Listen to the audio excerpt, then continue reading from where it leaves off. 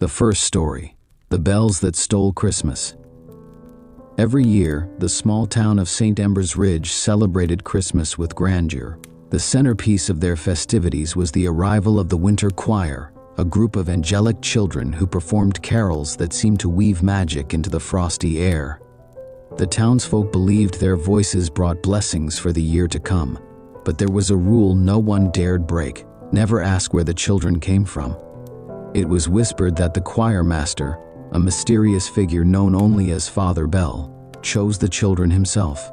He appeared every December, leading the choir in a sleigh pulled by snow-white horses with bells that jingled in haunting harmony. The music entranced all who heard it, leaving the audience spellbound and blissfully ignorant. December 1st, 1995.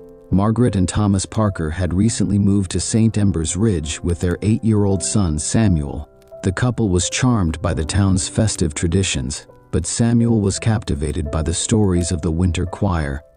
"Mom, Dad," Samuel said one evening, "I want to sing in the choir this year." Margaret froze, her smile faltering. "Sweetheart, you don't just join the choir. It's special." "But why not?" Samuel pressed. Thomas exchanged a look with Margaret. "It's just tradition, son. Let's leave it at that." Unconvinced, Samuel decided to find out for himself. December 15th. Samuel began noticing things no one else seemed to see. Father Bell's sleigh would appear in the dead of night, visiting certain houses. Children who had expressed a desire to join the choir would vanish, their parents denying they ever existed. Late one night, Samuel followed the sound of the jingling bells to the forest on the outskirts of town. Hidden among the trees, he watched as Father Bell's sleigh stopped before an old crumbling chapel. The choir stepped down, their faces pale and blank, their mouths moving in silent song. Samuel's breath caught as Father Bell emerged. His tall frame was cloaked in a robe made of patchwork cloth that shimmered in the moonlight. His face was hidden beneath a porcelain mask shaped like a serene angel, but his voice was anything but heavenly. "Prepare them for the performance," Father Bell commanded, his voice deep and echoing like a tolling bell. The children were led inside the chapel, and the doors creaked shut. December 24, Christmas Eve. The Parkers sat in the town square, eagerly awaiting the Winter Choir's performance. Samuel, however, was nowhere to be found. Margaret clutched Thomas's hand, her knuckles white. As the choir began to sing, the air grew heavy and cold. Their voices were hauntingly beautiful, but something was wrong. Margaret felt a shiver run down her spine as she recognized a voice among the carolers. "Thomas," she whispered. "That's Samuel." Thomas stood abruptly, his face pale. "Impossible. He's at home." But there was no mistaking it. Samuel's voice rang clear and sorrowful, layered within the harmonious melody. The Parkers pushed through the crowd, but as they neared the stage, Father Bell turned to them. His porcelain mask seemed to smile. "Do not disturb the choir," he intoned. "They are offering their gift to the town, the revelation." Margaret and Thomas defied Father Bell, rushing onto the stage. Up close, the children's faces were emotionless, their eyes glassy and dull. Margaret shook Samuel, but he didn't respond. His lips continued to move in song, even as tears streamed down his cheeks. "You shouldn't have interfered," Father Bell said, his voice now cold and menacing. With a flick of his hand, the bells on his sleigh began to chime. The sound reverberated through the square, paralyzing the crowd. The Parkers were dragged to the chapel by an unseen force. Inside, they saw rows of suspended bells, each containing a child's reflection within its polished surface. The bells rang in unison, their chimes blending with the choir's song. "They are my gifts," Father Bell explained. "Their voices ensure your prosperity. Without them, the town withers."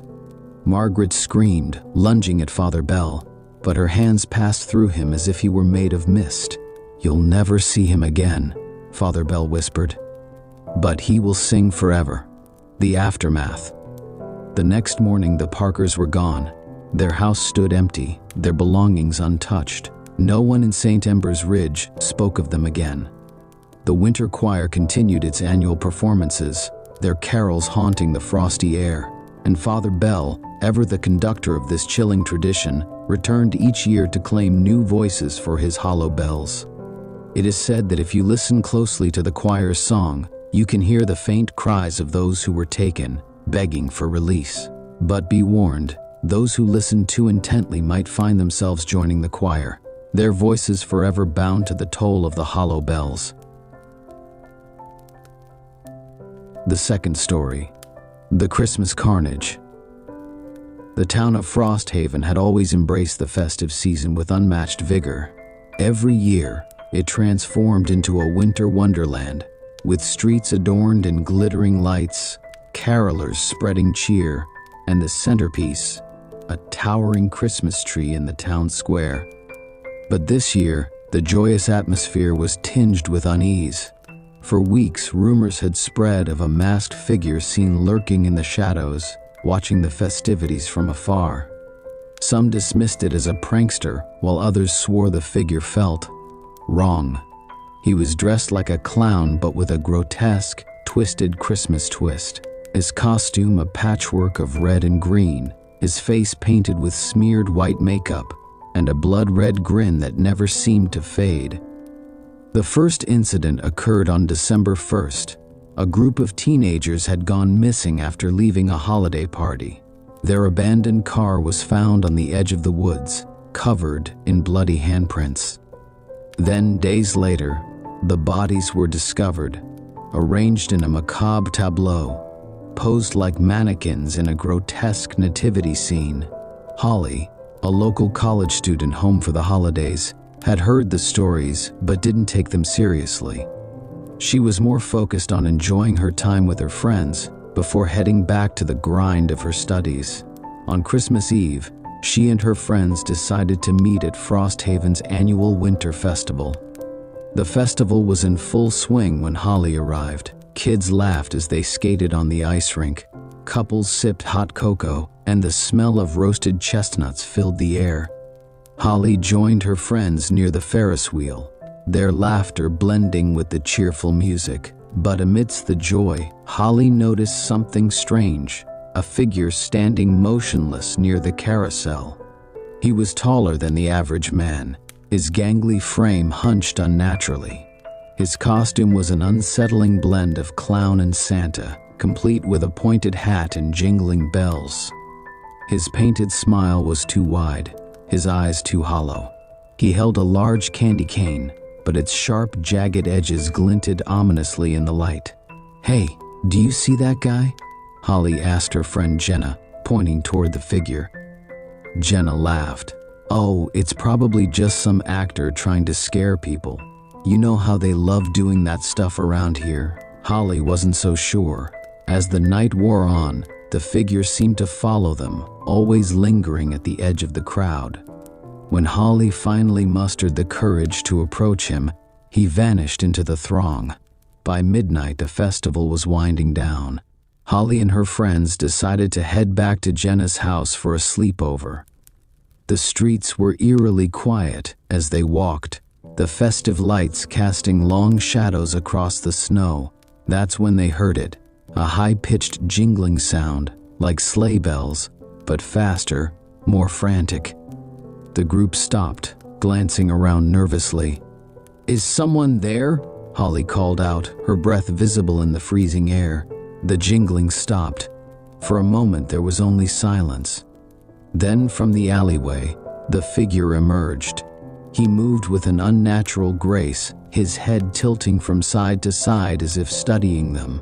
Holly's heart raced as she noticed the candy cane in his hand was now streaked with something dark. "Run!" she screamed, and the group scattered. Holly sprinted down the icy street, her boots slipping on the snow. Behind her, the jingling grew louder, accompanied by a soft, wheezing laugh. She ducked into a narrow alley, pressing herself against the wall, trying to steady her breathing. The clown stalked past the alley, his bells jingling with every step.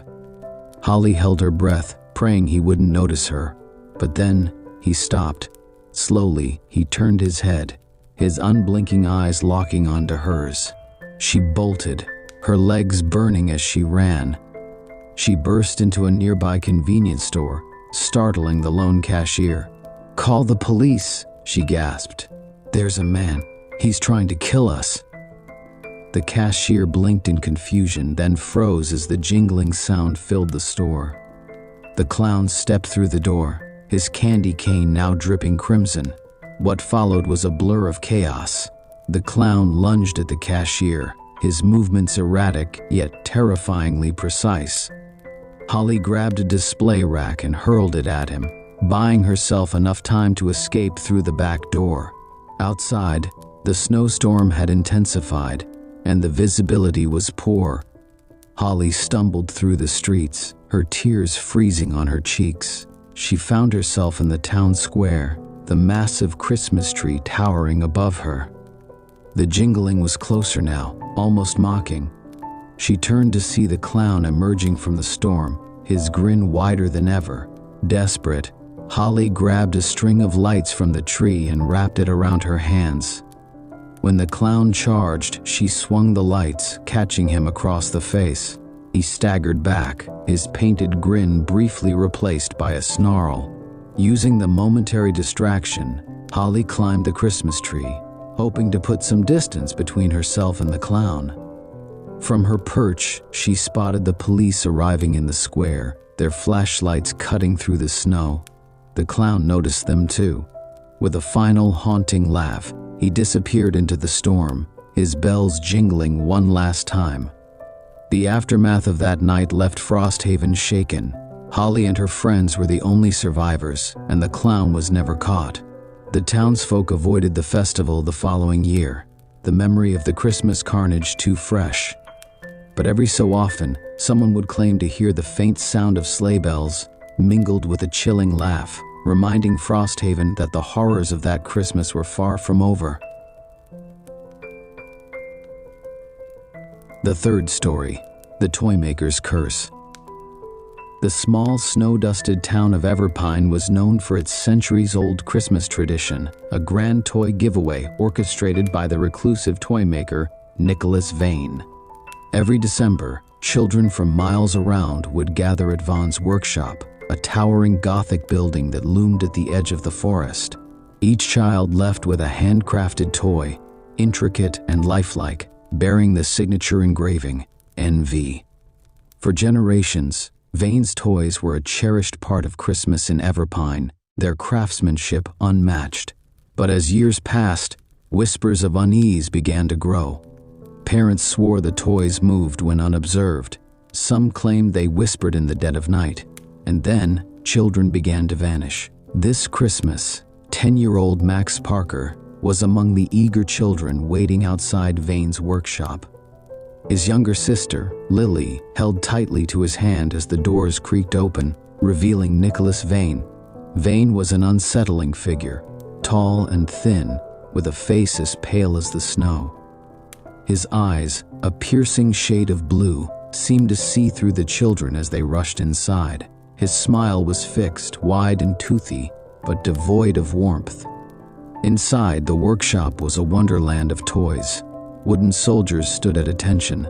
Porcelain dolls lined the shelves, and intricate clockwork animals whirred and clicked. Max and Lily wandered the aisles, their eyes wide with awe. When it was Max's turn, Vane handed him a soldier doll. "For the brave," Vane said, his voice soft and lilting. To Lily, he gave a porcelain ballerina, "For the pure." Their mother was waiting outside, and as the family walked home, Max couldn't shake the strange feeling that Vaughn's eyes had lingered on them too long. That night, Max awoke to a faint tapping sound. He turned to see the soldier doll standing upright on his desk, its painted face twisted into a sneer. He blinked, certain he was imagining things, but then the doll tilted its head. "Brave enough for this?" it hissed, its voice a chilling mockery of Vane's. Max screamed, and his mother burst into the room, flipping on the light. The doll was back on the desk, motionless. It was moving," Max stammered. His mother sighed. "You had a nightmare. Go back to sleep." In the next room, Lily clutched her ballerina doll tightly. The doll's porcelain face seemed softer, almost alive. Lily swore she felt it breathing. By morning, the toys were gone. Max searched the house frantically. His mother thought he was being obsessive, but Max knew something was wrong. When Lily didn't come down for breakfast, their mother went upstairs to check on her. Her scream echoed through the house. Max raced up the stairs and found his mother standing in Lily's room, clutching the ballerina doll. Lily was nowhere to be found. In the doll's porcelain hands was a single tiny braid of Lily's hair. Desperate for answers, Max returned to Vane's workshop that night. The snowstorm was fierce, but he pushed forward, determined to confront the toy maker. The doors were unlocked, and the workshop was dark and silent. Max crept through the aisles, the toys now seeming far more sinister in the shadows. In the center of the workshop, he found a staircase spiraling downward. The air grew colder as he descended, the smell of decay thickening with every step. At the bottom, Max entered a vast, cavernous space filled with towering shelves. On each shelf sat children, frozen in doll-like poses. Their faces were pale and lifeless, yet their eyes moved, darting around in silent terror. Max's stomach turned as he recognized Lily among them, her tiny hands clutching the ballerina doll. "You shouldn't be here," came Vane's voice from the shadows. Max spun around to see the toy maker standing behind him, his face twisted into something monstrous. His once piercing blue eyes were now black voids, his teeth sharp and jagged. "Why are you doing this?" Max demanded, tears streaming down his face. Vane stepped closer, his movements unnaturally fluid. "Each toy is a piece of my soul," he said. "To craft perfection, I must feed on innocence. Your sister is my latest masterpiece." "No!" Max shouted, grabbing a nearby wooden soldier. He hurled it at Vane, but the toy maker merely laughed. "You cannot stop me, child. But perhaps you'd like to join her." The shelves began to creak as the children-turned dolls started to stir. Their porcelain faces cracked, revealing hollow expressions of despair. They reached for Max, their movements jerky and puppet-like. Max dodged their grasping hands and ran deeper into the cavern, his heart pounding. He found a large furnace at the back, its flames roaring. Vane appeared beside him, his smile widening. "You cannot destroy my work." Max grabbed the ballerina doll from Lily's frozen hands. "Maybe I can destroy you." He hurled the doll into the furnace. Vane let out an ear-piercing shriek as cracks began to spread across his body. The workshop trembled as the dolls collapsed, their spell broken. Max pulled Lily free from the shelf and carried her up the stairs as the cavern crumbled behind them. By morning, the workshop was reduced to rubble, and the Parker family moved far away from Everpine. But the legend of Nicholas Vane didn't end there. Every Christmas, strange packages began appearing on doorsteps in distant towns. Inside were toys, each bearing the signature engraving, NV. And once again, children began to vanish.